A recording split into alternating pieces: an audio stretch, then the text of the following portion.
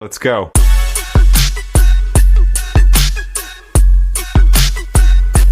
Hi there, welcome to this channel Academic Search. तो इस video में हम ज्यादा समय ना वेस्ट करते हुए पास्ट टेंस को देखने वाले हैं। हम देखेंगे कि इसमें जो हम सेंटेंस बनाएंगे उसमें कुछ ऐसी चीजें होंगी जो हमें पास्ट समय के बारे में बताएंगे। तो जैसा कि हमने पिछली वीडियो में देखा था कि जो टेंस होते हैं इसमें जितने भी रूल्स होते हैं तो उसमें एक हमारे पास टाइम होता है और एक हमारे पास होता है काम। ठीक है, तो टाइम हमने देखे थे 3 तरह के, प्रेजेंट, पास्ट और फ्यूचर। और काम हमने देखे थे 4 तरह के, सिंपल जो काम डेली बेसिस पे होता है, कंटिन्यूस जो काम प्रोग्रेसिव फॉर्म में होता है, परफेक्ट जो काम कंप्लीट हो चुका है, परफेक्ट कंटिन्यूस जो काम परफेक्टली स्टार्ट होकर अब भी कंटिन्यूस स्टेट में है। तो यहाँ पर हम आ चुके थे, पिछली वीडियोस में हमने प्रेजेंट टेंस को खत्म किया था। अब इसमें हमने देखना है पास्ट सिंपल। तो इसकी मदद से हम जो सेंटेंस बनाएंगे उन सेंटेंसेस में टाइम होगा पास्ट और उनमें काम कौन सा होगा, सिंपल। तो इसका मतलब कुछ ऐसा निकलेगा कि कोई काम मैंने पास्ट में किया या किसी ने भी पास्ट में किया। कंटिन्यूस का नहीं पता ना परफेक्ट का पता है, बट नॉर्मली एक बात की कि कोई काम पास्ट में हुआ था। इस टेंस का हम यूजुअली यूज करते हैं स्टोरी राइटिंग में, जब हमें अपनी बात पास्ट में बतानी होगी, एक वक्त ऐसा था, इस समय पे कुछ ऐसा हुआ था। तो चलिए शुरू करते हैं वीडियो। तो आगे बढ़ने से पहले मैं आपको ये बता देना चाहता हूँ कि जैसा हमने पिछली वीडियोस में देखा था कि जो हम सेंटेंस के रूल्स बनाएंगे उन रूल्स में 2 चीजें ऐसी होंगी जो हमें पास्ट और सिंपल के बारे में बताएंगी। ठीक है, तो जैसा हमने पिछली वीडियोस में देखा था, टेंसेस में वर्ब्स का सबसे बड़ा रोल होता है। 2 तरह की वर्ब्स, एक मेन वर्ब, दूसरी हेल्पिंग वर्ब्स। मेन वर्ब्स का काम होता है हमें काम बताने का कि काम कौन सा है, काम सिंपल है, कंटिन्यूस है या परफेक्ट है। और हेल्पिंग वर्ब्स का काम होता है हमें टाइम बताने का। ठीक है, तो इसमें हम 2 चीजें देखेंगे जो सबसे इंपॉर्टेंट है। सबसे पहले हेल्पिंग वर्ब। तो पास्ट सिंपल की हेल्पिंग वर्ब होती है डेड। तो मतलब कहीं पे हमें सेंटेंस में ये हेल्पिंग वर्ब देखिए डेड, तो उसका मतलब वहां पे कौन से समय की बात हो रही है, पास्ट की। ठीक है, अब बचा सिंपल। हमें काम का कैसे पता चलेगा कि काम सिंपल है, जब कहीं वर्ब की सेकंड फॉर्म लगे तो उसका मतलब वहां पे काम क्या है, पास्ट। सारे टेंसेस में सिर्फ पास्ट सिंपल ही ऐसा सेंटेंस है जहां पे वर्ब की सेकंड फॉर्म का यूज होता है। अदरवाइज वर्ब की फर्स्ट फॉर्म, वर्ब की first form plus ING, verb की थर्ड फॉर्म का ही यूज होता है। ठीक है, अब आगे देखते हैं, लेट्स स्टार्ट इट। तो सबसे पहले हम देखते हैं अफर्मेटिव सेंटेंस। अफर्मेटिव सेंटेंस ऐसे सेंटेंस, पॉजिटिव सेंटेंस, जिसमें हम कुछ ऐसे सेंटेंस बनाते हैं जिसमें हम कहते हैं कि यस ये काम हो रहा है।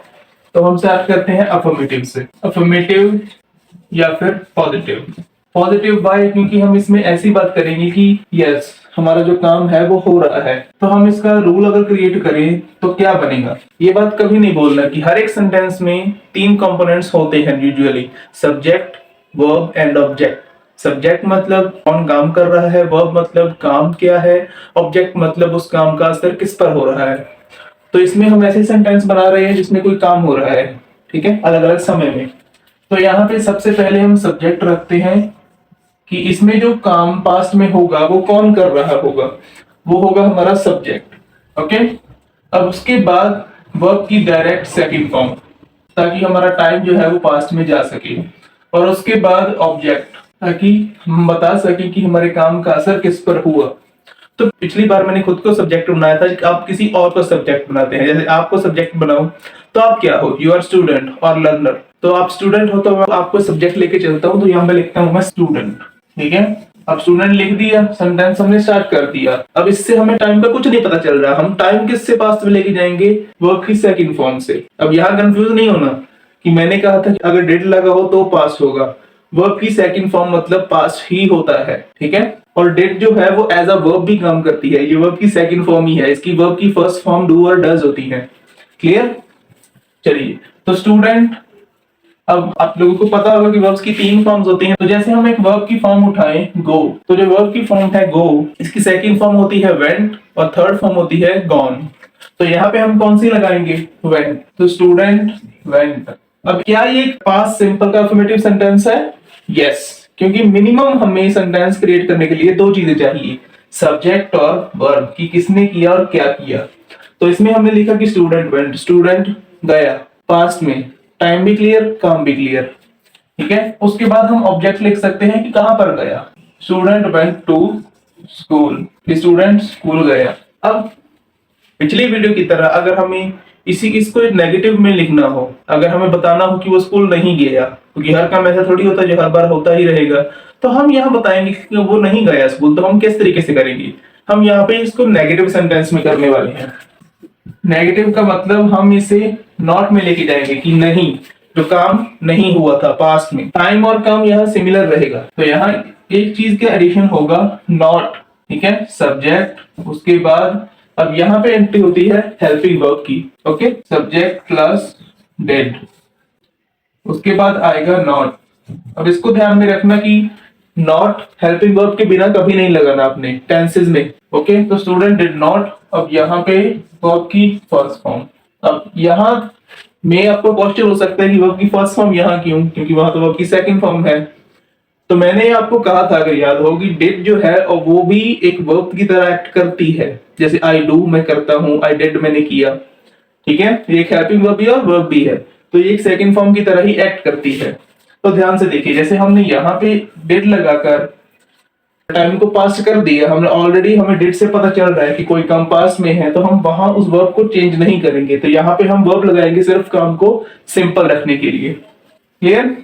इस चीज का ध्यान रखना। तो हम यहाँ पे नॉट नॉट क्यों लगाया? काम को नेगेटिव करने के लिए कि काम नहीं हुआ था।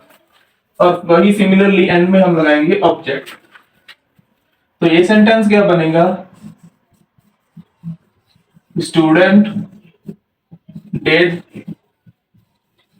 नॉट, अब यहाँ पे वेंट आएगा, ये क्या आएगा? वर्ब की फर्स्ट फॉर्म गो, क्योंकि डिड ने सारा पास्ट क्लियर कर दिया, समय हमें डिड बता रहा है पास्ट, ओके। तो student did not go, student did not go where, student नहीं गया कहां पे? स्कूल, यहाँ पे टू स्कूल। क्लियर? चलिए, तो अब देखते हैं इसका इंटेरोगेटिव। अब इंटेरोगेटिव मतलब हमें इसी सेंस में हम ना तो टाइम चेंज करेंगे ना इसका काम चेंज करेंगे, हम इसमें अब क्वेश्चन करेंगे। जैसे इसका मतलब था कि वो स्कूल गया पास्ट में, इसमें था कि स्कूल वो नहीं गया पास्ट में। अब हम जो इंटेरोगेटिव बनाएंगे, इंटेरोगेटिव का मतलब क्वेश्चन, हम क्वेश्चन बनाएंगे कि क्या वो स्कूल गया था। टाइम यहाँ पे पास ही है, काम भी सिंपल ही है, हम क्या पूछ रहे हैं इसमें? क्वेश्चन पूछ रहे हैं कि क्या वो स्कूल गया था। तो इसमें हम क्या करेंगे? इंटेरोगेटिव में हमें क्वेश्चन पूछना है, तो हम क्वेश्चन पूछने के लिए क्या करते हैं? जैसे जहां पे हम नेगेटिव बनाने के लिए नॉट लगाएंगे, तो क्वेश्चन के लिए क्या पूछा जाता है? क्वेश्चन के लिए हम लगाते हैं हेल्पिंग वर्ब को सबसे आगे। इस चीज का ध्यान रखना कि हेल्पिंग वर्ब्स कभी भी आपको सेंटेंस में सबसे आगे रखी हुई दिख जाए, उसका मतलब उस वहां पे क्या पूछा गया है? क्वेश्चन, ठीक है। तो इसकी हेल्पिंग वर्ब क्या थी? हमारी डेड। सबसे पहले हम यही लगाएंगे डेड, ओके। अब उसके बाद बाकी सारा सेंटेंस सिमिलर, सब्जेक्ट, उसके बाद वर्ब की फर्स्ट या सेकंड फॉर्म? फर्स्ट फॉर्म, क्योंकि डेड यहाँ पे भी ऑलरेडी अपना काम कर रहा है, हमें पास बता रहा है। और उसके बाद ऑब्जेक्ट। अब आप कहोगे नॉट नहीं लगाया, क्योंकि हम जो क्वेश्चन पूछ रहे हैं वो पॉजिटिव मैनर में पूछ रहे हैं कि क्या वो स्कूल पॉजिटिवली गया था, इसको हम इधर कर रहे हैं, ठीक है, नॉट को नहीं, सिर्फ इंटरोगेटिव है ये। तो उसके बाद यही सेंटेंस बना और एंड में क्वेश्चन मार्क, क्योंकि हमने क्वेश्चन पूछा है। तो ये क्या बनेगा? डिड, उसके बाद सब्जेक्ट हमारा था student, did student go to school, कि क्या स्टूडेंट स्कूल गया था इन पास्ट। देखिए टाइम भी सेम, काम भी सेम, बस हमने यहाँ पे क्वेश्चन पूछ लिया, ओके। Negative interrogative. अब ये क्या होता है? ऑलरेडी सभी को पता है कि इंटेरोगेटिव जो होता है वो क्वेश्चन होता है इन पॉजिटिव मैनर की, क्या कोई काम पॉजिटिवली हुआ था। तो नेगेटिव इंटेरोगेटिव होता है नेगेटिव मैनर में क्वेश्चन, कि क्या कोई काम नहीं हुआ था। तो ये हम बनाएंगे।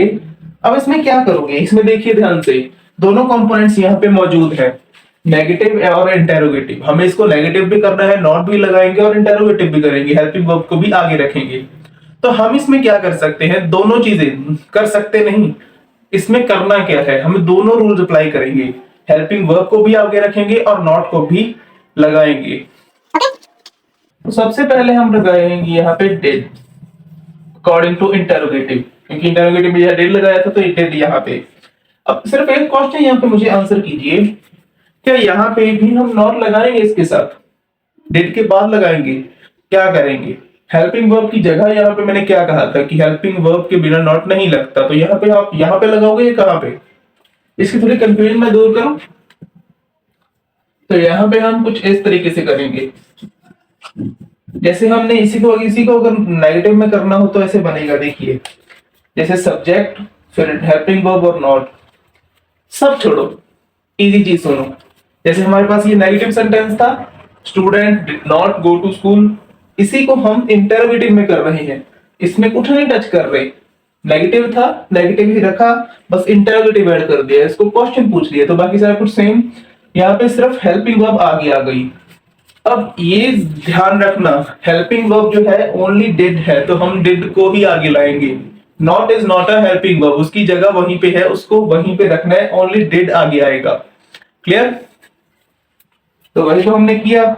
उसके बाद अब यहां पे लगेगा वर्ब की फर्स्ट फॉर्म देन ऑब्जेक्ट, तो ये सेंटेंस बनेगा डिड स्टूडेंट नॉट, कि क्या स्टूडेंट स्कूल नहीं गया था। अब देखिए टाइम इस सेंटेंस में कौन सा है, पास्ट, वो हमें कौन बता रहा है, ये हेल्पिंग वर्ब, ठीक है। काम हमें कौन बता रहा है, ये वर्ब की फर्स्ट फॉर्म सिंपल, तो पास्ट सिंपल हो गया। और अगर ये आपको पहचानना पड़े एग्जाम में भी कौन सा है, ये इंटरोगेटिव है ये पॉजिटिव है, तो कैसे पहचानोगे, देखो इसमें नॉट लगा हुआ है, नेगेटिव भी हो गया, हेल्पिंग वर्ब आगे लगी हुई है तो इंटरोगेटिव हो गया, तो ये क्या बना, एक नेगेटिव इंटरोगेटिव।